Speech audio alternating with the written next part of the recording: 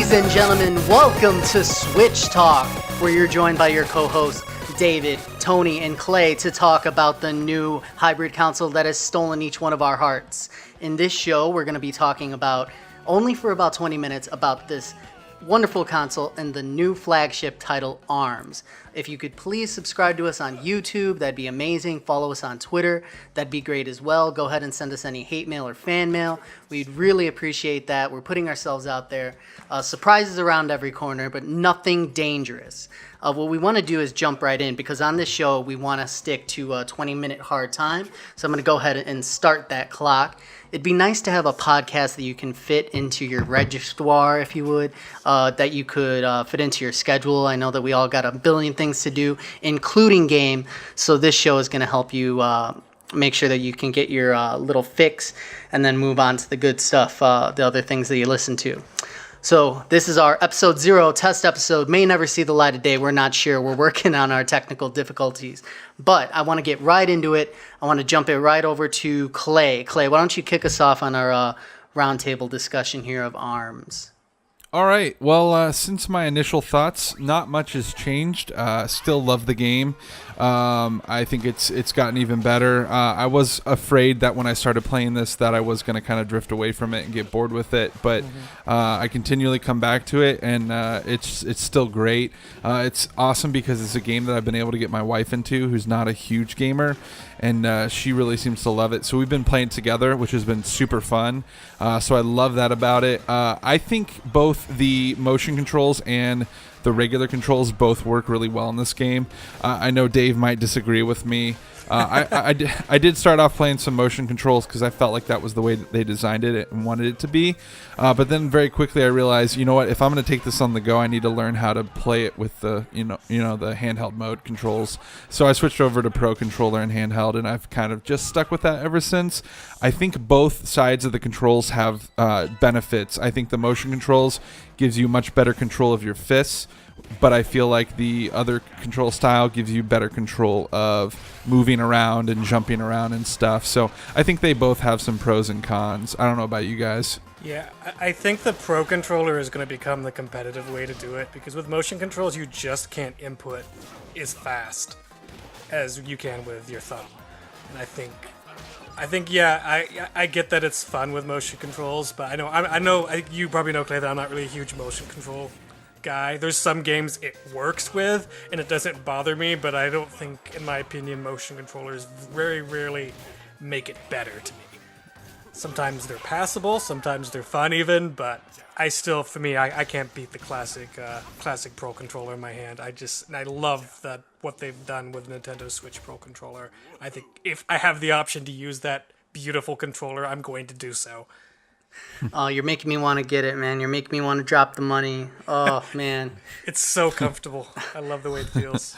I mean, I think you guys all jumped right to what we were all thinking, what the world was thinking when they saw ARMS. Like, motion controls again. And it had the biggest potential to throw everything off course. I think it was like a red flag. And immediately during the test punch, I was like, this is exactly what people need. This is exactly what someone like me would need to understand is these controls. I wasn't satisfied at all with any like the previews that were going out.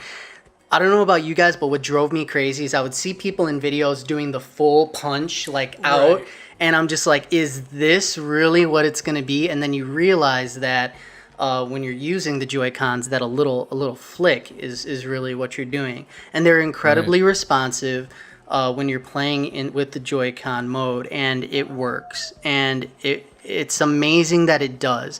I think that the word for ARMS for me is impressed.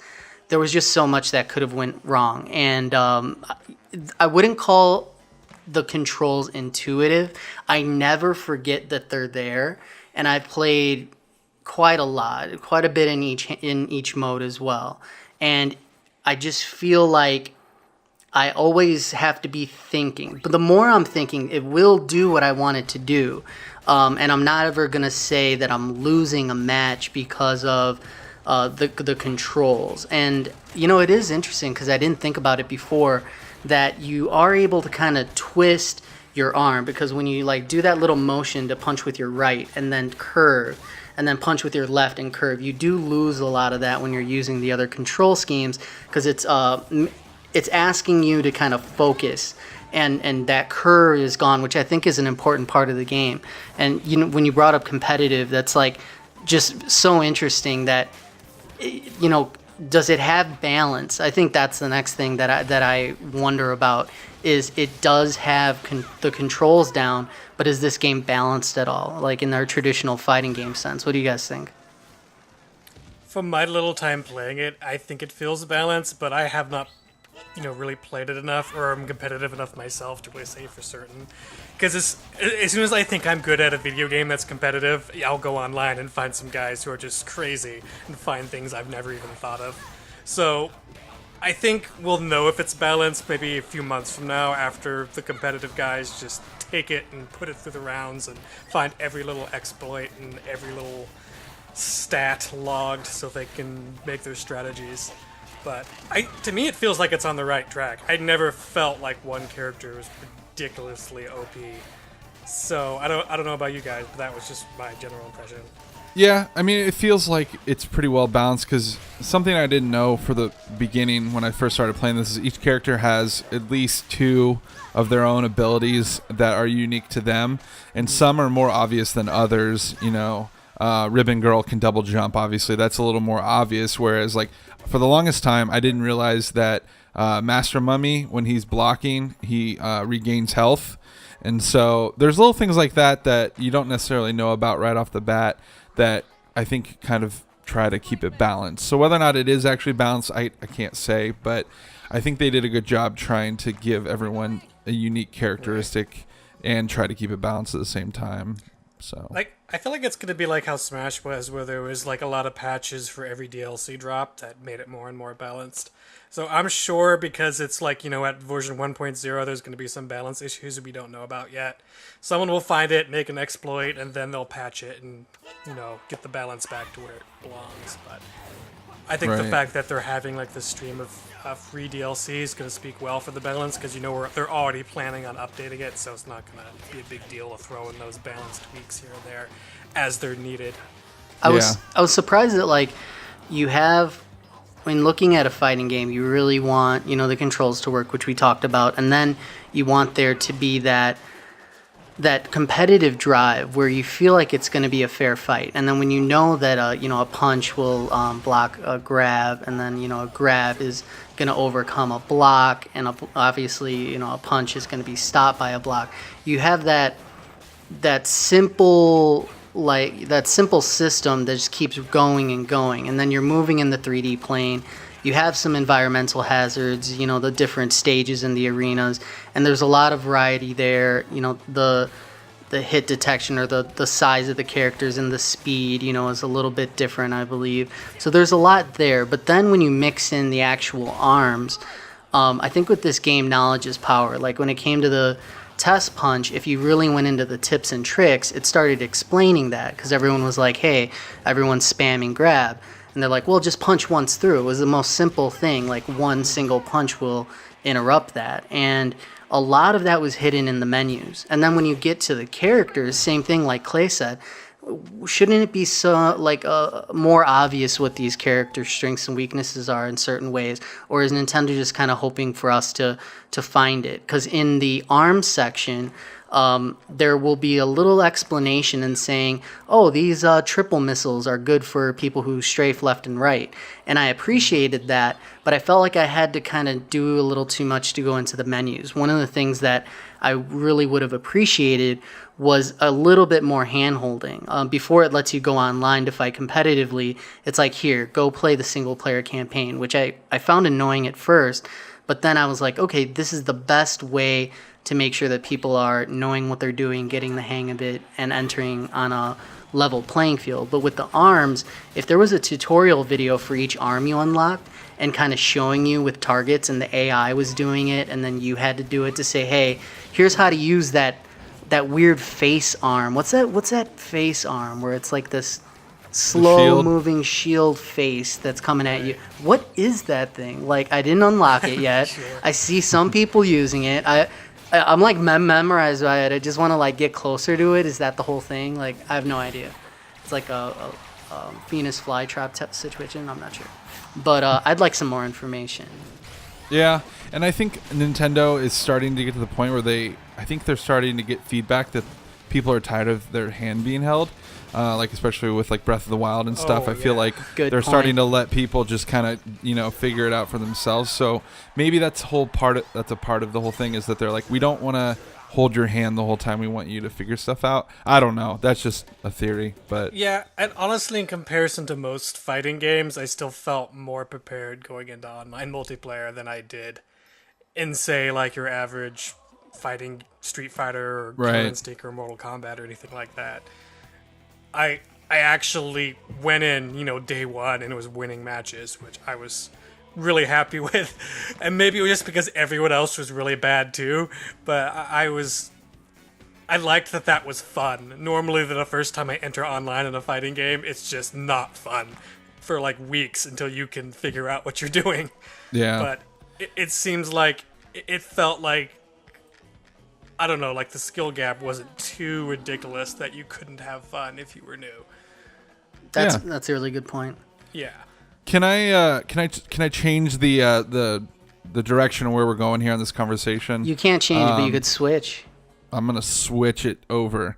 All right. So I think when if someone is listening right now and they have not bought this game, I think one of the biggest questions people have, and one of the biggest arguments I see online is there enough content in this game, either now or going to be down the road, that it's worth paying full price?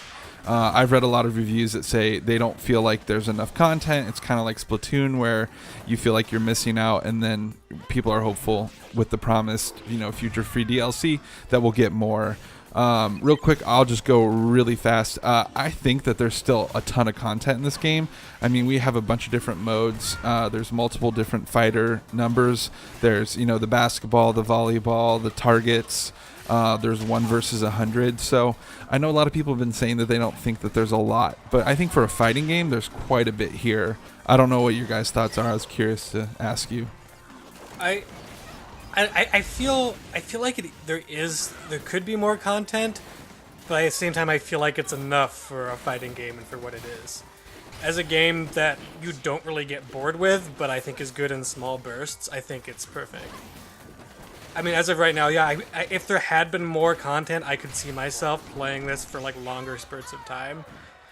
But at the same time, it's not like what's there is bad. It's still really fun, and it's still something I'm going to consistently go back to, regardless if they added any new content at all. So even if there was nothing down the pipeline, which there is, I would still say it was kind of worth it.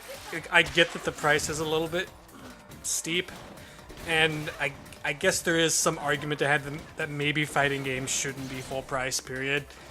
But I think if you're okay with paying full price for any fighting game, you'd be okay paying full price for ours. I really like that makes some idea. sense. That idea of not paying full price for fighting games. It's kind of a catch-22, because then you look at modes, or what we would like to call content, but then you go right away to replayability and how fresh is it going to be. Something like Halo is living on constant updates to multiplayer, and that game has changed night and day, and you just play. All fighting games are like that. A couple of things when you do comparisons, because that's really where you get a lot of conversation out of. I didn't feel like the roster was skimpy, but they told us pretty quickly that there would be new stages, arms, and characters coming out, and for free over time. So that's going to give the game legs. But the other thing that you want to think about is when you're actually in there, in the versus mode, competitive for me. That's like where any fighting game is going to have the most of its time. I never got sick of it. When I played a recent game like For Honor, I really liked the balance there as well. I felt like the balance was very fair enough, and I felt the other person on the other side of the screen. I felt like they were there, and there was this tense, like I'm fighting his mind, and gets the heart pumping a little bit. And I get that every single time with ARMS. I look at the character, I look at their color just to see it, I look at their arms, and I look to see what their first move is. Are they grab heavy? You know, your brain's automatically thinking that way in the competitive scene, in the rank. So I think that therefore I could keep coming back to the game and not really get sick of it. For me, the other modes are throwaway. I really don't like the 1 versus 100 or, you know, the volleyball or anything like that. And I don't know. I want to just casually just throw out to say that I don't think it's skill based at all, but I could be wrong. I mean, there's something to the knocking of someone out in basketball that is more like the main game. But overall, I think that the competitive nature of the game is there. It has a heart of a competitor in it, and that's gonna do it for me. Right. Yep. I think I'd agree. A lot of the modes outside of competitive do seem a little bit lacking. I do wish there had been some kind of single player mode on top of just the Grand Prix, because the Grand Prix is just, it's so traditional fighter campaign. It's not really super creative. Oh, you know, battle fighters, all the fighters in an order. Like, I wouldn't have mind seeing something crazy like, you know, remember, I can't remember what the mode was called. It's Soul Calibur 2. Oh, They had yeah. that crazy. I was almost just RPG playing it. I was Yeah, just like, playing it, yeah, on the That backwards was such compatibility. a fun yeah. take on single player fighting game campaign. I wouldn't have minded seeing something more like that. I think it was like Trial of the Sword or something in Soul Calibur Yeah. 2. I was just playing that just for fun. How interesting the characters were, and this is supposed to be breathing life and breathing Nintendo, and like, were you at all surprised that Grand Prix single player campaign was so bland, or they didn't really do anything with it? Well, I think I kind of knew going in already, so I wasn't really let down by it. I already knew it was just going to be kind of a thing you run through with each character once, and that's about it. I think it was some lost potential. I figure they Yeah. could have done so much more. First of all, that little hand guy, he didn't have that same, and my name is Hand Guy, and blah, blah, blah, Right. like from the directs, like the American version of the directs. Instead, he was like, you know, just like, they said nonsense a couple lines, and that was it. Like, I really wasn't happy with that at all. What did you think about Clay? I think you guys are being harder on it than it deserves. I mean, and like Dave said, that you go in expecting that it's a fighting game, and they throw little bits of lore into those gibberish moments. But I mean, to me, it doesn't really bother me, because honestly, as soon as I get done with one fight, I'm ready to go right into the next one. I don't need cutscenes, and yeah, the story behind it all is interesting, and they've hinted that they might expand on that more later, and I think that would be cool. But I just don't even know if it's necessary. I think that they've added enough difficulty that you can always challenge yourself more. Like, I'm working through difficulty 5 on Grand Prix right now with my wife, and we're slowly making our way through it little by little. And so I think that's really all I need from something like this, is just if I were to get to the highest difficulty and just blaze right through it, then I'd be like, this is not worth coming back to. So but yeah, so it doesn't really bother me. I agree it could be improved upon, but really to me that doesn't bother me. The thing that does bother me is when I'm playing 2-player and I'm tethered to another person, and you have to select which fighter you're going to be throwing your arms at, and you have to use the D-pad, at least on the Pro Controller, to switch between, you know, which fighter you're aiming at. And it just, the auto select of who you're fighting is just terrible. There'll be a person right next to me, right in front of me, and it's got me, you know, over here looking at the other person. And so that drives me nuts personally. But sorry, I just had to get that in because it really makes me mad. No, absolutely. I can't tell if it's completely broken or just inconvenient with the control placement. I think if you could kind of custom map buttons, that would be kind of ideal. You know, like if you could do that a little bit, that might be solving some of the problem. But yeah, I totally agree with you there. Did you have any other final thoughts, Dave? I think pretty much what I've already said. It is a really good game. You know, it's not something I'm going to play like 2 or 3 hours at a time. It's really good in small chunks, but I think that's all this type of game really needs. because it's not going to get old at the same time. It's something that, hey, I want to play a match 10 minutes before work. It's perfect for that because it's just so much fun. And the fun factor I don't think ever goes away. It does get a little bit repetitive to me because of, there's not as much sense of progression as I would have liked, especially in single player. Like, I wish there was something like Soul Calibur 2 or something, or even where I'm playing through the single player, I'm unlocking things, I'm customizing my fighter in between each match. I think that would have made single player for me a little bit more fun, but I still think there's enough there in multiplayer to make this a worthwhile purchase and one of the top games for the Switch. I did want to say that I found the AI incredibly competent. I played, I think, 1 or 2 notches above medium, and it kept me losing. It kept me on my toes. I felt like I had to account for every character and even the arms that they were using. And I think I learned a lot, and I think that's exactly what the goal was.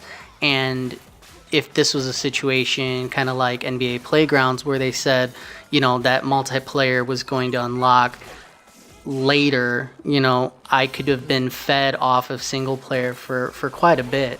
And I actually went through the Grand Prix a couple times just to get myself familiar with characters, so that's interesting. Well, that's it. That's all the time we have. That's 20 minutes. We're really trying to keep it short and sweet here on Switch Talk. I want to thank all of our listeners. If you'd like to catch our breakdown where we give the good, the bad, and the nuggly, that's our show where we give the game impressions that can fit in your pocket. Go ahead and check out our YouTube. Again, please follow us on Twitter. We really appreciate each and every one of you.